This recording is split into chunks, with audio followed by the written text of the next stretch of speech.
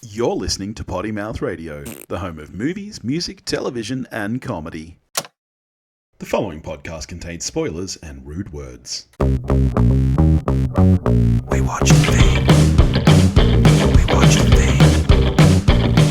Hello, everybody, and welcome back to We Watched a Thing with B Dizzle and Dave. How you doing, mate? I'm good. Who's that lurking down the bottom of my screen? I know, because we're about to talk about a movie so wildly batshit that we had to get on the most wildly batshit man in podcasting. It's Sam Hurley from Movie Reviews and 20 Qs. How you doing, buddy?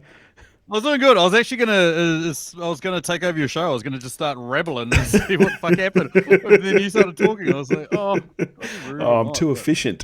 He does that. He fucking talks on every episode. I do. It's really annoying. Yeah, should just sit here in silence. Yes, I often think of you as the Nicolas Cage of the podcasting world, Sam. You're so wild that it made sense to chat to you about this movie. Yeah, How you been? Sam, tell me, Sam. Do you have your long legs on? fuck yes. Because we are, of course, talking about The Substance, 2024 satirical body horror film co-produced, written and directed by Coralie Faget? Faget, there we go. Stars Demi Moore, Margaret Qualley, and Dennis Quaid. And let's do this. What is it about, Sam?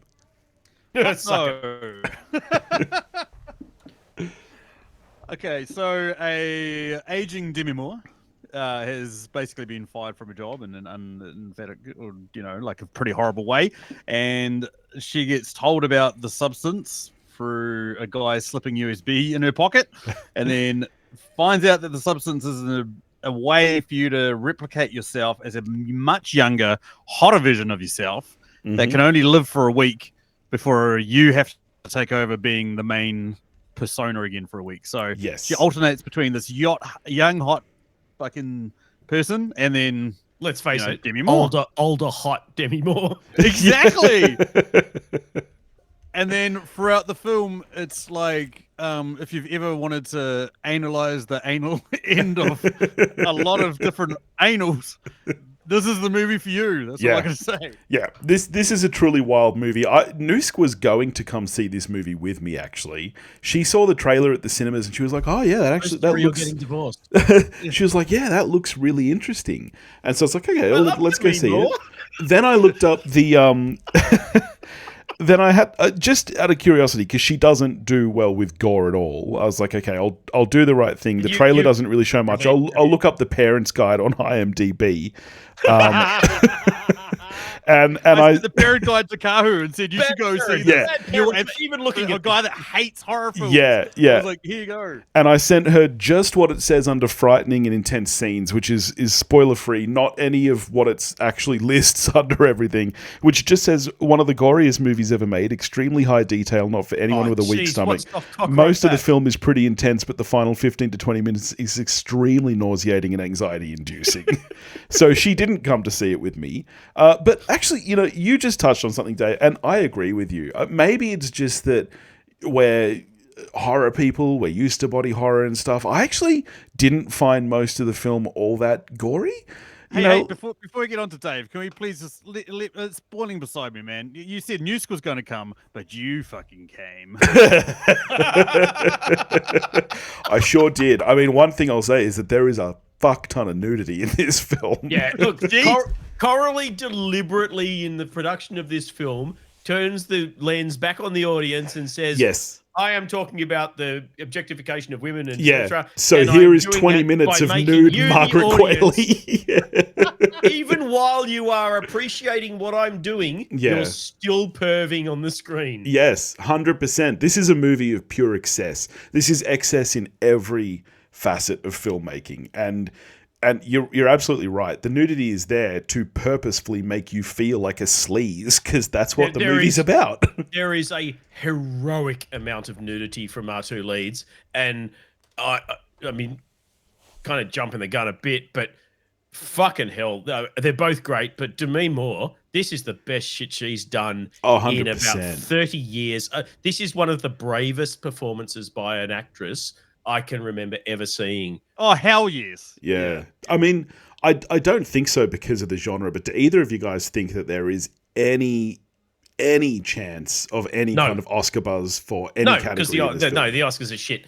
She won't even be nominated. She's not in the discussion. She should be, but she won't be. There's zero chance. There'll be hardcore purists out there, like myself, that similar to when Toni Collette never got nominated for Hereditary, and Lupita Nyong'o never got nominated for Pearl. Not going to happen. There'll be us that are out there going, what the fuck more could you want in a performance? Yep. You know, like, yes, okay, it's not your period romance. It's not Kate Winslet doing a fucking I mean, Demi Moore, what is she, 60? It's not Joaquin Phoenix playing the Joker. No, exactly. At the same time, like, she's been playing a lot at her age, to be this bare, raw, vulnerable, go through the fucking ringer, leave everything on the floor, but to do that with Margaret Qualley naked next to you. Yeah, well, like it's right. you're already naked in front of a whole room full of people at an age where you're probably super self-conscious, even though and still smoking hot. That's literally the message of the movie, is that she's too old to still make it in Hollywood. That she needs to create this younger identity. Yeah, but for her as an actress to be this naked, vulnerable, and everything in front of a, let's face it, predominantly male film crew, at an age where you're already self-conscious about your body, but to then have a literal physical perfect specimen next to you, lying on you, would surely make things even more difficult, because you're not only self-conscious about yourself, but you've got an example of what you used to look like 40 years ago. I'm probably going to cut this. I don't think that there'd be anything difficult about having a nude Margaret Qualley on me. Now, don't get me wrong, it would be hard, but it wouldn't be difficult. Yeah, please cut that. We don't need to be fucking Me Too now off the internet. Yeah, I've got to say, this film is probably the first film I've ever had such a massive rager that's inverted in on itself and swallowed back inside of my own body. Well, akin to the body transformations that occur in this film. Yeah. But I mean, touching on this, the only thing I'll say, in contrarian to that, because I don't think she's going to get nominated. I'd love it if she did. At what point did it start inverting? Was it the finger, or did you wait till the whole leg went? Or probably, yeah. Oh, it's tough. I don't even think it was that, to be honest. But the part for me, the thing for me that gives me some faith is Brendan Fraser in The Whale. Right, it was a comeback story, body transformation as well for the main actor. There's a part of me that thinks how hypocritical it would be for him to give it all like he did, and then to not nominate, Demi Moore. But that being said, we saw Rami Malek get nominated for fucking Freddie Mercury, and then Taron Egerton do a way better job of better movie, better everything. Demi Moore was acting her ass off when she was a face on the back of someone. Oh, yeah. Wow. Yeah. So, Sam, let me ask you, because Dave and I both kind of said that, none of the gore, I don't know about you, Dave, none of it really got to me at all. A lot of the gore in this film is presented as quite cheesy and over the top. And it didn't, I had people walk out. Really? See, I didn't. Yeah. This was a really Multiple empty people. cinema. There was only me, one other guy around my age, and an elderly couple, like in their 60s. And when the movie started, I was like, oh, they're going to walk out for sure. But they didn't. They even laughed at some bits. They clearly got the movie. So I didn't have anyone walk out. What about you, Sam? Did the gore get to you in the film? Yes, it was interesting for me because when I got to the movie theater, I've now become unemployed, which is by choice, but I am now a kept man. Thank you, Stacey. That's the dream, buddy. That's the dream. It is a dream. I'm officially a stay-at-home dad. You get specs out of food, and you don't have to. Oh, it's amazing. So, interestingly for me, I went to see the movie at like midday on a Monday, which is like unheard of for me. Yeah, me too, because I just don't give a shit about work anymore. But like, I got to the theater. The girl behind the counter says to me, "You're going to see that?" And I went, "Yeah." And she goes, "Oh, good luck." And I was like, "I heard it's horrendous, but like in a like an awesome way, sort of thing." And she goes, "I actually went in to clean the theater 5 minutes before it had finished, but on accident, and I've never been that close to vomiting." And so the whole time I was like, to walk in. Oh, yeah. But the whole time I was like, "Oh fuck, here we go," and it never got to that point. No, like, I was the same. Yeah. I've got a bit of phobia of needles, the part where like she was sewing her back up. That was like the one bit that I was like, oh, this isn't fucking good.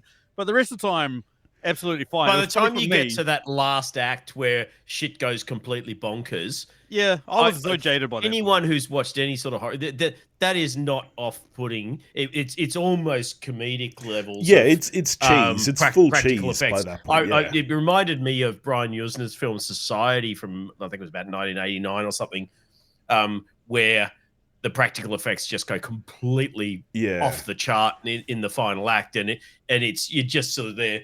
Yeah. By the time she's giving birth to a human breast out of a vagina on her forehead, it's just fun by that point. There's a sentence that should go on the poster. Yeah, I wish somebody would skip ahead of this podcast and be like straight to that line and go, what? Yeah, it's funny, Sam. You're right. The sewing up and the constant injection of the needle into what becomes an infected. Pussy. That's probably the closest we get to like real gore. The sickest I felt in the film was Dennis Quaid chowing down on those prawns. Oh my god, he is the most revolting. But and the way they've Coralie's cranked the sound up. I was gonna say it's like ASMR for masochists. Yeah, I have not seen her previous film Revenge, which I know you have, Dave, and you've said that you really enjoyed. Love it. This is a wonderfully directed film. This is honestly a brilliantly put together film. Like, tell you what, the mise en scene of everything, like the choice of lenses and camera angles that she uses, like the scene, almost every scene that Dennis Quaid is in is using this incredibly long lens, and he's just so close to it. It's just so it's wild. He is never at a normal position. He's either way down a corridor where he comes up the corridor or turns around and goes away again, and he's always, or you're in his mouth. And you're just feeling truly disgusted by him, by how close you are on him. Like, tell you what, I would not be upset if he's nominated for supporting, because I think he dines on this movie. Well, he has gone to town. So here's the thing. I know that you guys have said there's no hope of Oscar. My one hope, and I think you guys are forgetting that last year, Poor Things got quite a few nominations, and it's not a horror, but we are in the same kind of realm here. Like, Coralie's playing a lot with similar stuff to what Yorgos does. For the first two acts, it is. The final act devolves into full gore cheese. Yeah, I think for any awards. I don't know. I still have hope that based on Poor Things, other than technical ones, I think it's obviously got a shot in there for makeup effects and that sort of thing. Fuck yes. Shit yes. But I would love it to be in there. I would love it to be in there for cinematography. It's Benjamin Kraken or whatever his name is, same guy that did Promising Young Woman, which I know we all loved. Yeah. There is so much to love about this, but I think that final act just too much of takes it out of content. I haven't put it up yet.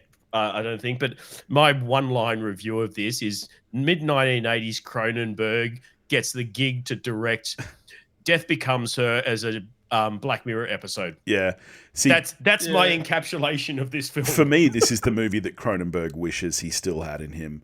I thought that what was the name of the movie he made last year? Crimes of the Future. Crimes of the Future. Yeah, I thought the Crimes of the Future was a terrible, terrible film. This, for me, is up there with The Fly. This is up there with the best of Cronenberg.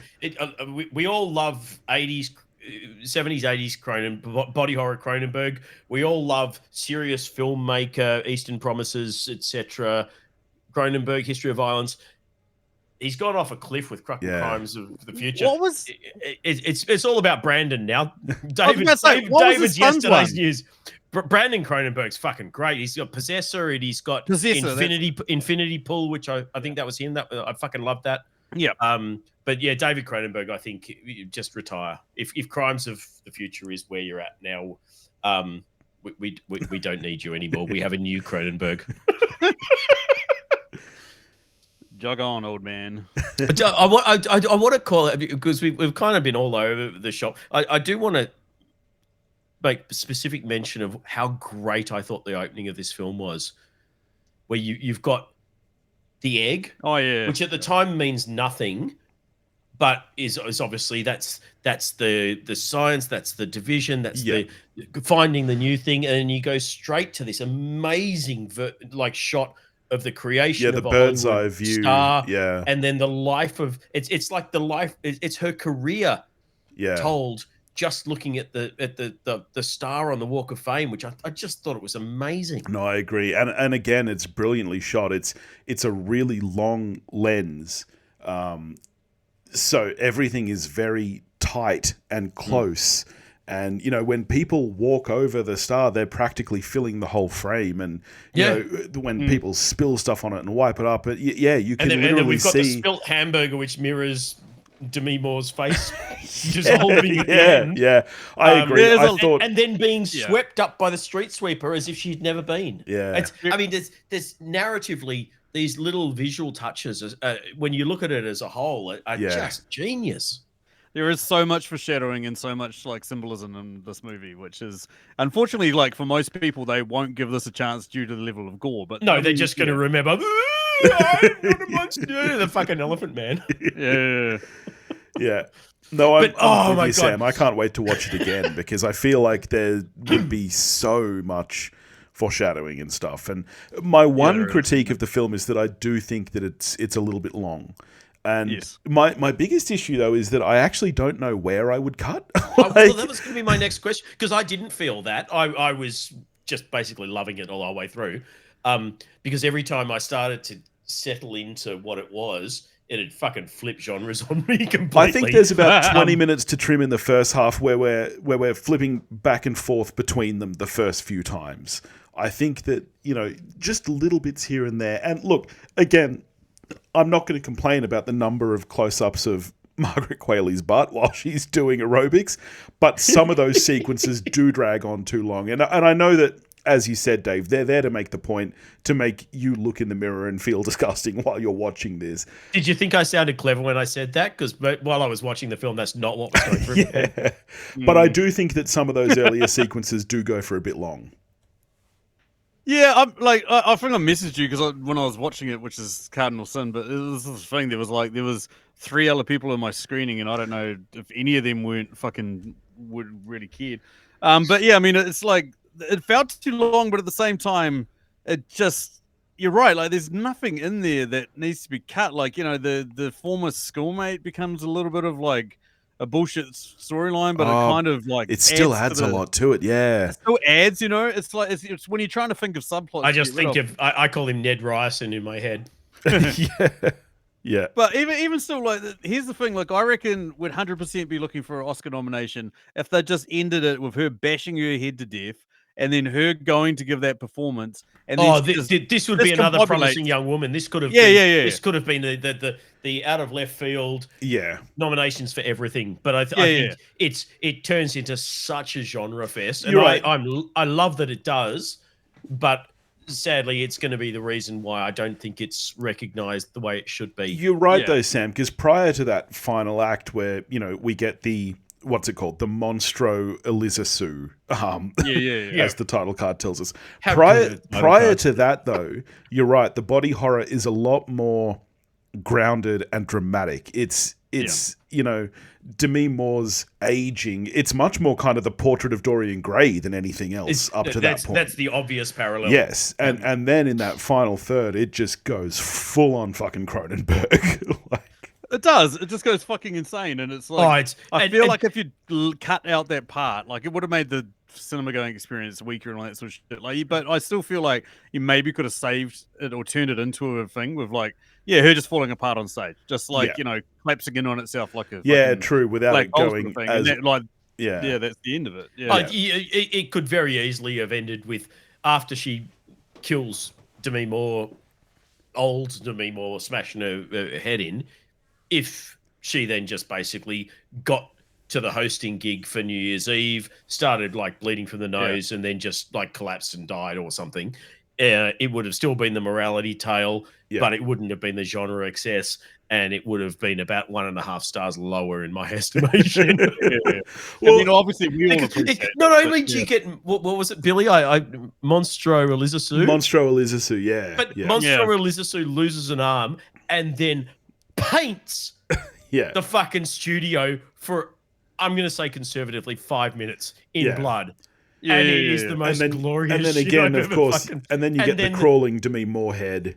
Yeah. And but you also, I mean, there's obviously been shining illusions with the carpet in that hallway, but then you get that hallway coated in just a ridiculous amount of blood. Oh yeah, Stanley Kubrick's Crusader's gonna fucking sue someone. So yeah, they were gonna go after Evil Dead Rise, but this shit stopped it. yeah, 100%. So I guess the thing though, Sam, and to the point you were making, like, yes, it would have been a star and a half lower in your estimation, Dave, but it also might have meant that 300 more people per person would have seen this film. Because, as I said, like with Noose, there's going to, and Sam said, there's going to be a large population who are just going to be turned away by even just the description of how much gore is in this film. But are they getting it? Well, the trailer gave no hint, and that's why I think this film goes. That's why I think I want to say I absolutely loved this film. It's definitely my top 10 of the year. Whether it's top 5, I'm not sure yet. I really want to see it again. But if you're put off by the description of gore that's in, for example, the Parent's Guide, I would say give it a go, because I actually... you don't think so, Sam? You think I'm crazy here? No. I think you're fucking insane. I don't... Yeah. Like, we get it. Like, we can put up with it. We can sustain it. I just didn't find it. Yeah, okay. Because I just found it such a powerful movie. Otherwise, we watch horror films for fun. We just fucking we jack off to the thing. You know what I mean? No, we're not fucking. We're not getting offended by any of this. Everyone's going to jack off in the cinema, Sam. Obviously, that's a niche group, you know. But I'm kind of with you, Billy. I didn't think I would be, but I kind of am. I think I found it a lot cheesier than what the Parents' Guide led me to expect. The practical effects in this are, it's not scary.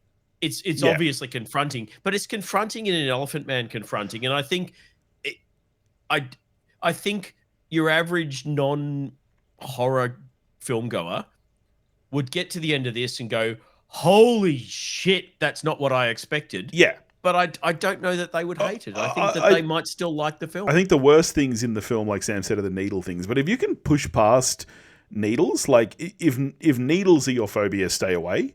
But if you can push past that, I think that, most of the practical effects. I think the most kind of confronting thing is not so much the horror aspect.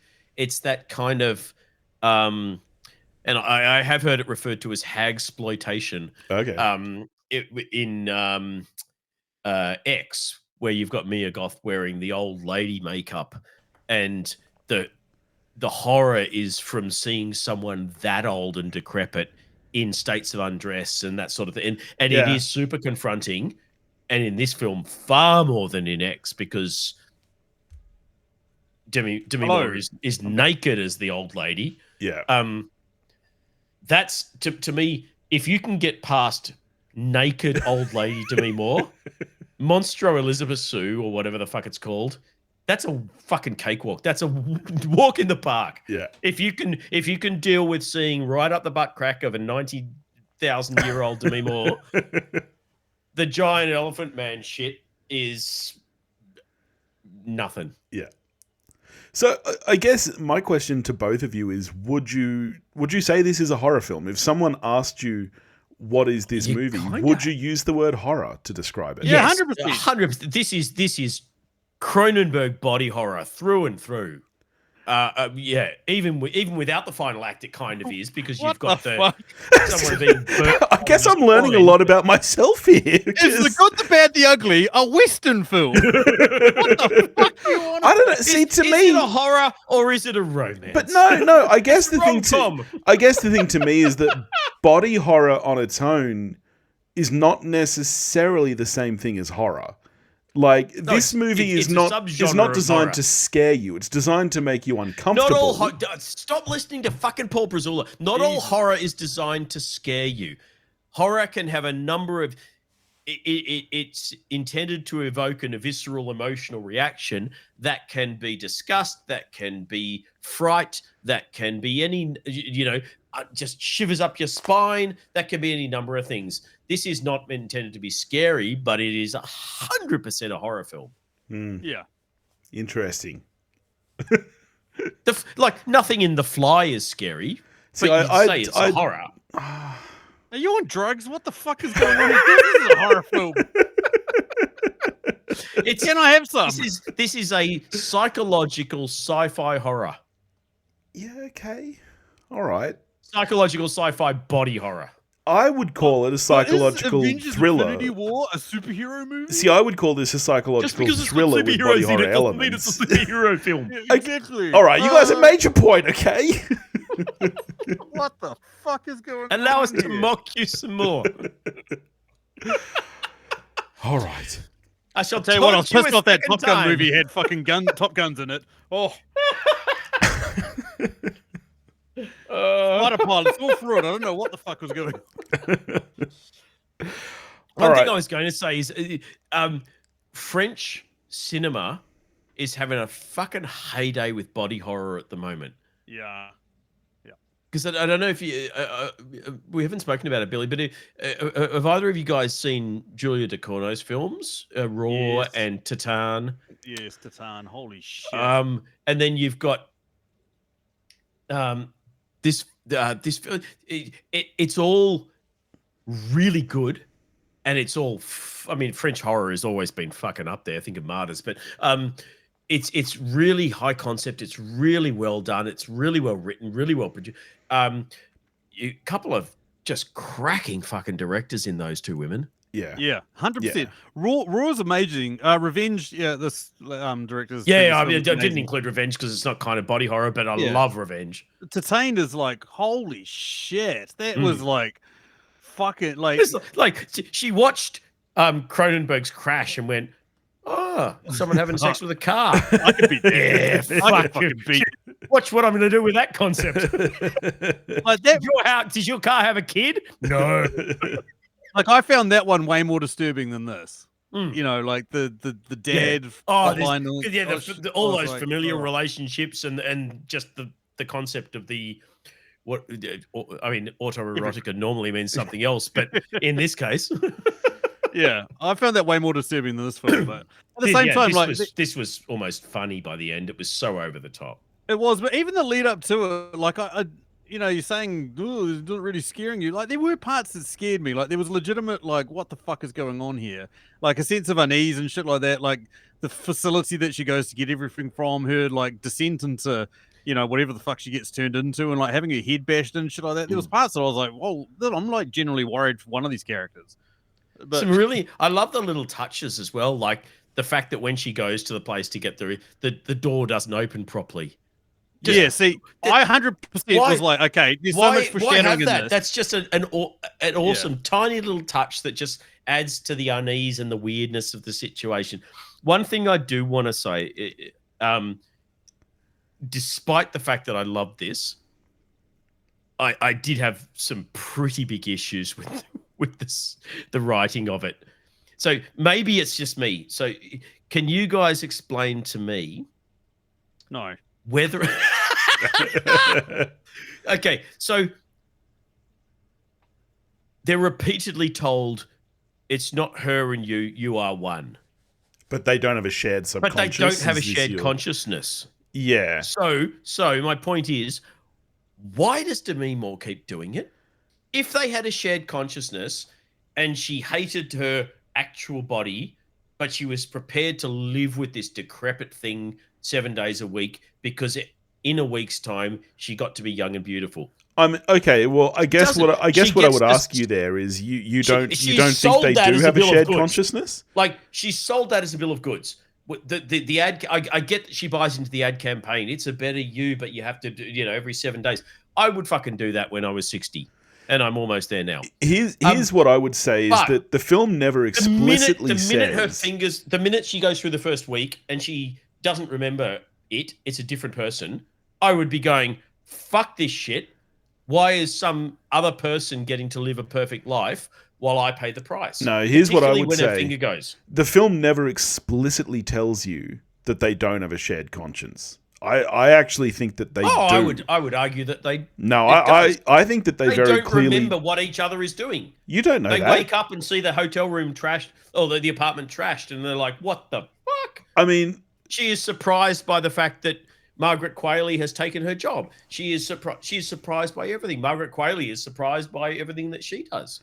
They have no recollection of what each other's life is. I mean, yeah, but they obviously have shared memories from before that time. Margaret Qualley didn't just go there and apply for that job just for shits and giggles. She knew that was Demi Moore's job prior. So, yeah, it was I a mean, fuck you they to are, her old you self know, and a fuck you so, to Dennis Quaid. So you could argue that it's just kind of branched timelines like that, like, you know, from when she first took the substance, they have memories prior to that and not after. The minute that Demi Moore wakes up with the fucking hag finger, I still think that there is some kind of shared I still think that there is life. some kind of shared consciousness, and I think you absolutely get that when Demi Moore is in the cafe and the old guy is kind of staring at her, and he even says to her, you know, like, it's just the 7 days feels long, doesn't it, waiting? Like, absolutely they have some kind of consciousness of what that clone is doing. Maybe it doesn't go the other way around. Maybe Margaret Qualley doesn't know what happens to Elizabeth because she's the second, but Elizabeth definitely has some kind of sense of Margaret Qualley's life when I swap. disagree. She is absolutely flabbergasted when she sees that Qualley has taken her job. No, I disagree. Yeah, she sees the ad and she is like, "What the fuck?" No, I didn't get that. And that's even after seeing billboards. She has no idea. I think she when she wakes up and her finger is gone and she calls them up and they say, "Do you want to turn it off?" And it's kind of like, well, this won't get better. But thematically, that's the point of the film, right? It's like comparing it to plastic surgery, right? Like, it never goes well. They always end up looking like a disgusting monster, but they can't stop. Every step like, I'm not questioning, I guess, why she keeps going, because by the time she gets to the fact her leg's gone, her life's fucked. She's a shut in. She can't do anything. What's she gonna do? She either calls it quits and probably tops herself because she can barely move, or she keeps going and sort of lives vicariously through someone, even though she doesn't remember it. It's horrific. It's that's the bit that I found horrific. Not so much the kind of crazy monster ending. It's that situation that Elizabeth finds herself in, where she just keeps going down this rabbit hole of getting worse and worse. And she knows that Margaret Qualley's a complete She knows that she's stealing her life and she's taking extra and she doesn't give a shit what it does to her. But she keeps on letting it happen because by the time she gets to that point, there's nothing else she can do.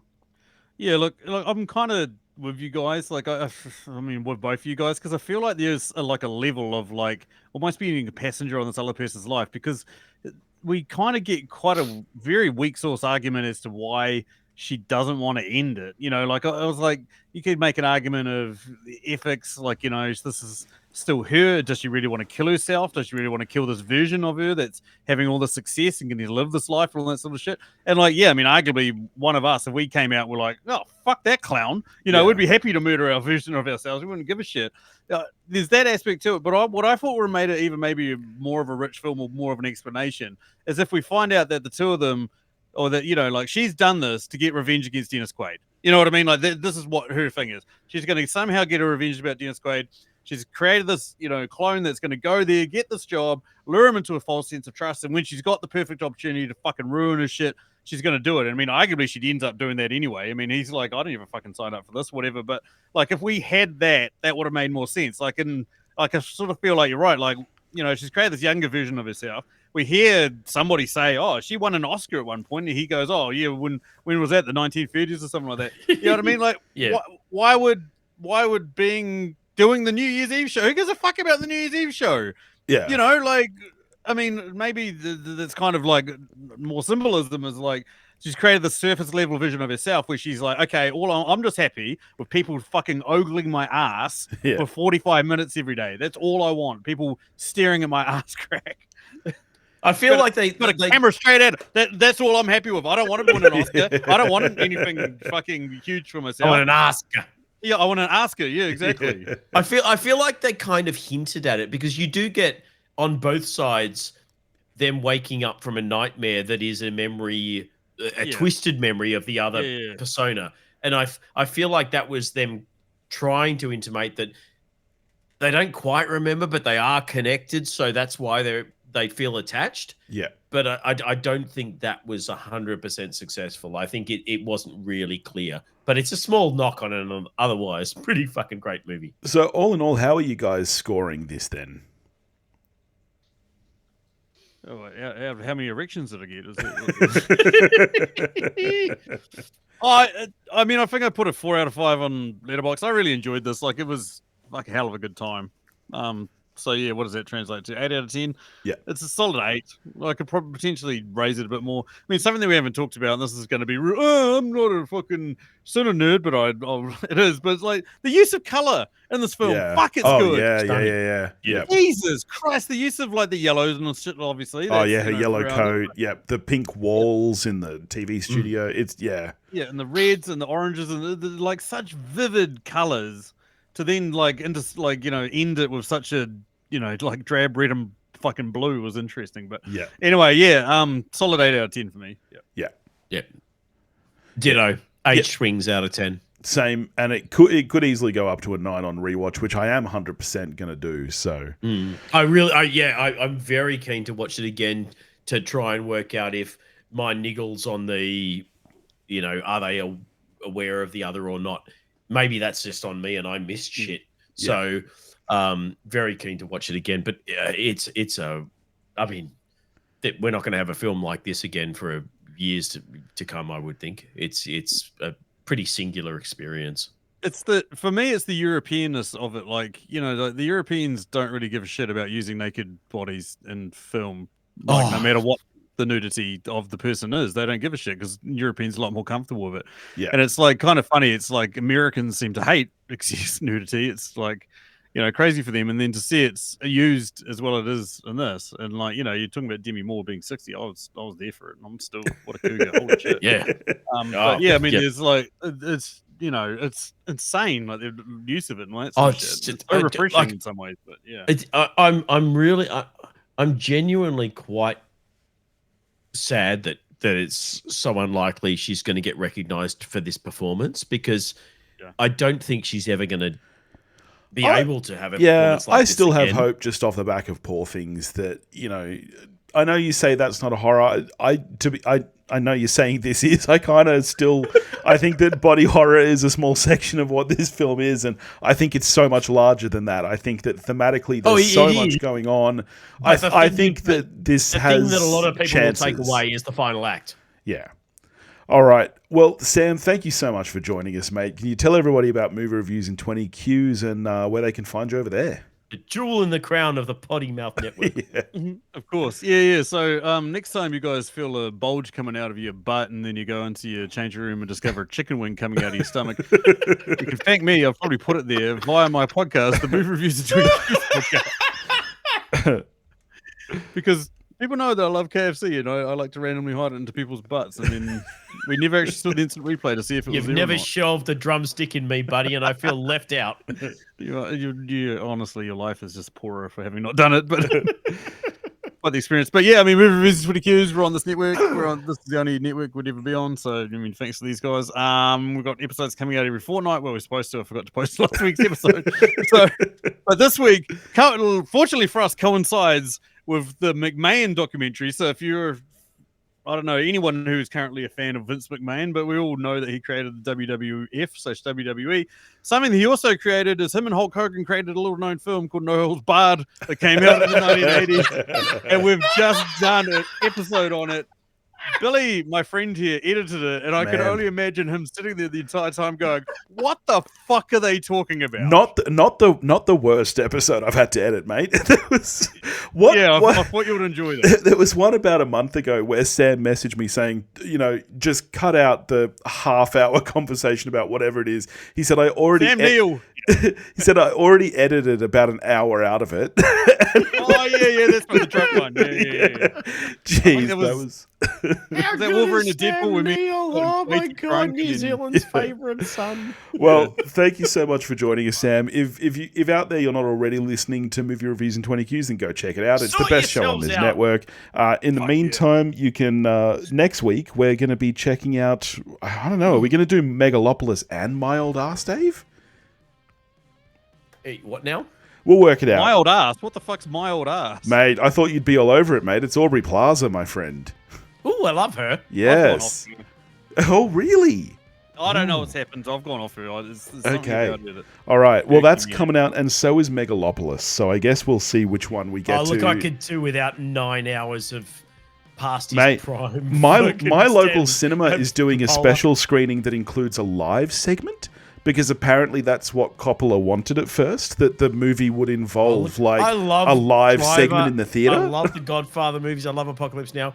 I have zero desire to fucking sit through hours and hours Mate, and hours of Mate, what you forgot to mention across Dracula. the board. Across the board is being deemed a bloated mess.